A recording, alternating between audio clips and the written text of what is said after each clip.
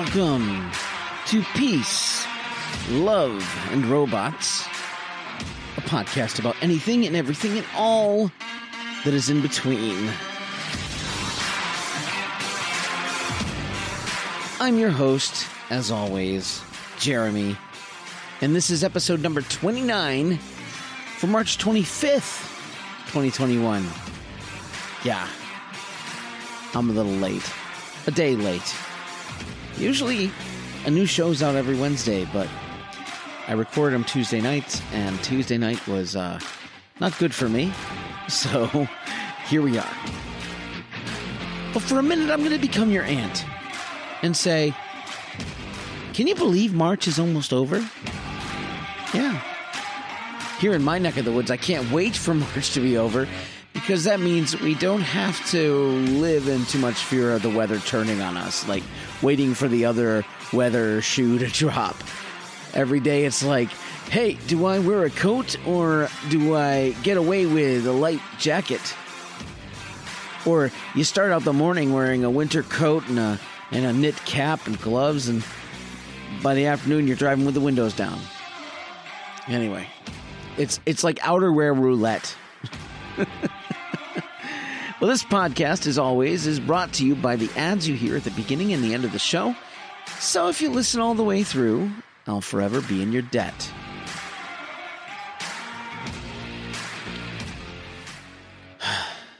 Well, what a long week it's been for me. Like I said, Tuesday was long. And I've had some pretty big highs and some pretty big lows that I'm really not going to discuss at length. But the most important thing that I should mention is I am very, very, very thankful for the supportive circle of friends that I didn't even know my family had. You all know who you are. With that being said, I really want to talk about something very important today. Action figures. Yes, action figures.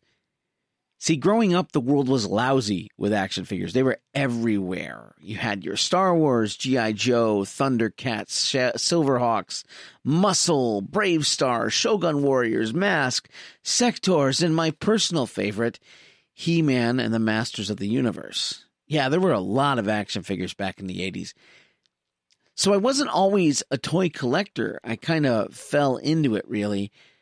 When I was a kid, I didn't get a lot of them, because, well, I grew up below the poverty line, and some action figures were upwards of $3 to $5 a piece, and believe it or not, that was a lot of money in 1984. So the figures I did get were limited to birthdays or when they were on clearance at Woolworths when they were going out of business.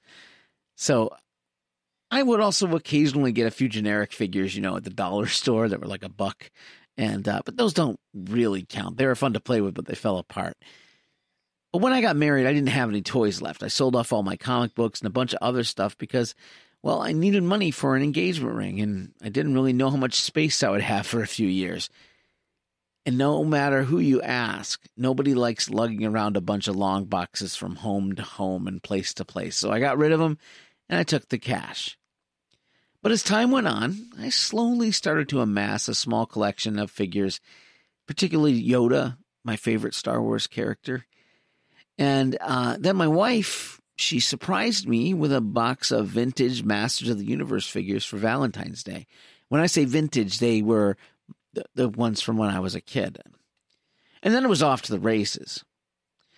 I didn't actively hunt for toys for a long time. I just sort of fell into them. But last year, there was this new wave of Masters of the Universe released exclusively to Walmart. So I spent weeks going to various Walmarts in my area looking for them. It was actually the most time I've spent in Walmart in years. The most trips to Walmart I ever made. Because, once you go to Target, Walmart's sort of like, it's not as good as Target. And, I spent a lot of time there because they were exclusive, meaning they couldn't be sold anywhere but Walmart. And then this past January, there was a wave of retro-style Marvel Comics figures that they're exclusive to Target. And they're about the same size as old Star Wars figures with very little articulation, and they were just awesome. I didn't initially buy any, but I soon became obsessed. So the past few weekends, I've been obsessively hunting for them every chance I get. Right now I have the entire wave except for a few of them. I haven't opened them yet. I do intend on doing that, but I can't wait to see them on a shelf soon. I'm not planning on talking about my own collection. I mean, that would be boring. And you'd probably be judging me for the amount of money I've spent on action figures as an adult man. I want to talk about action figures as an indicator of a societal shift.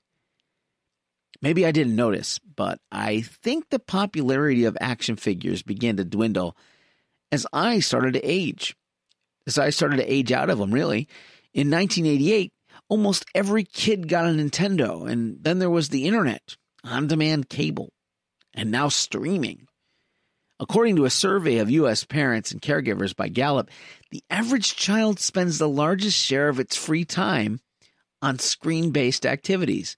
No surprise there, right? When looking at 2 to 10-year-olds, parents reported that their kids spent 18.6 hours on screen-based play in a usual week. Now, that includes video games, internet games, all that stuff. I'm not going to sit here and say that I'm any better than them, okay? I have never clocked my kids' screen time, but I guarantee it's at least on par with the average. My daughters definitely do more imagination play than my sons, but none of my own kids play with toys nearly as much as I did when I was younger. But that's because they have more options. And because of those options, I think the era of the modern action figure is over. Kids aren't buying them, or, well, their parents aren't buying them for them. There are more kids buying Lego sets than figures of their favorite cartoon characters or professional wrestlers. But why? Is it that they do have more options? Or is it the toy company's fault? I think it's probably a combination of both. Because the toy companies, they've discovered this new market for action figures, the adult collector. In fact, if you look at some figures, they have specified on the upper right-hand corner of the box, typically, that it's for the adult collector. With more intricate sculpts and head scans, dozens of articulation points, and high-end designers like McFarlane Toys or Mondo or the Four Horsemen, action figures are more like works of art than simply toys. In fact, action figure sales in 2020, this is a real statistic, I'll put it in the notes, amounted to $1.66 billion. That's billion. And I would be inclined to believe that most of those sales come from guys like me. And we're not buying those toys for our kids. We're buying them for ourselves. The adult collector. And that's a big deal because while they're making over $1 billion in sales, they're selling primarily to a demographic that's going to be dead in another 50 years. And their children, they're not going to be nostalgic for those toys of their youth unless they start to market towards kids. They have to make action figures that are expensive and are inexpensive, and they're meant for younger customers.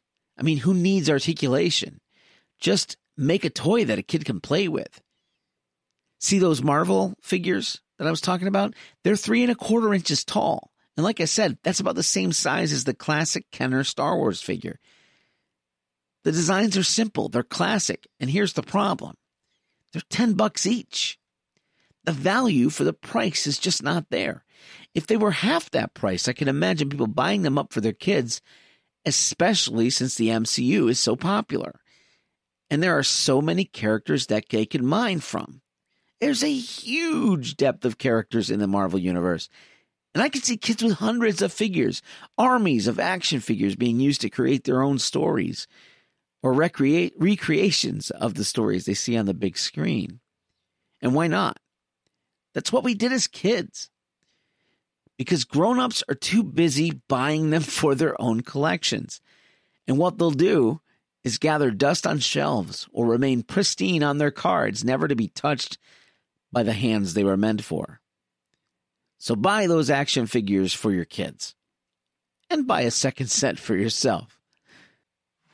All right, I've talked enough. What do you think? That's what matters. You can tell me what you think. It's real easy.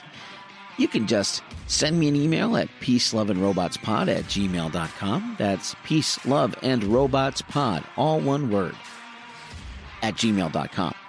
Or you can leave me a voicemail at 585-371-8986. That's 585-371-8986.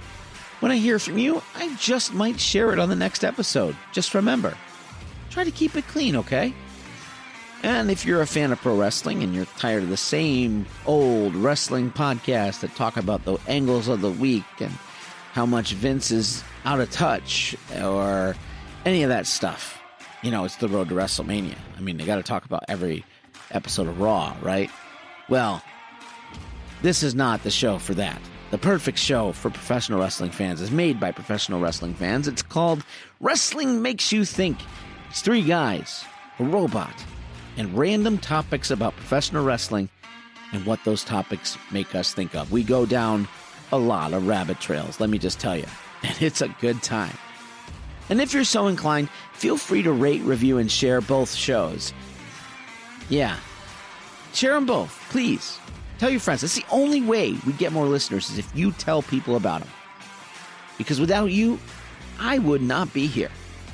Peace, love, and robots. Podcasting is half the battle. Go, Joe.